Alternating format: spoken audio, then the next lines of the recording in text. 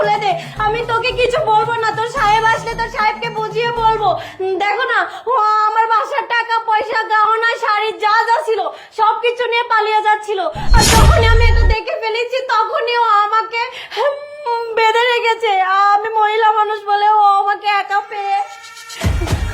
এই চাকর, তুই আমার বাসায় থাকছিস, আমার বাসায় খাচ্ছিস, আর আমারই জিনিসপত্র নিয়ে তুই পালাচ্ছিলিস। এই তোকে আমি রাস্তাতেই করে নিয়ে এসেছি, এখানে আশ্রয় দিয়েছি এসব করার জন্য। শেষ পর্যন্ত তুই আমার ওয়াইফকে পর্যন্ত বেঁধে রেখেছিস। স্যার দেখুন, ম্যাডাম যা বলছে একদম সম্পূর্ণ মিথ্যে, আমি এসবের কিচ্ছু করিনি। চুপ, একদম চুপ। আমি মিথ্যে কথা বলছি না। শোন, তোর সাহেব খুব ভালো করে জানে যে আমি ওর কাছে কখনো কিচ্ছু লুকাই না, আর আমি ওকে অনেক ভালোবাসি। ওকে আমি মিথ্যে কথা কেন বলতে যাবো? হ্যাঁ, চোরের মায়ের বলা গলা এখন ধরা পড়ে গেছে, আর উল্টা আমার নামে অপবাদ দিচ্ছে। গরিব পেয়ে যা নয় তাই বলে যাচ্ছেন।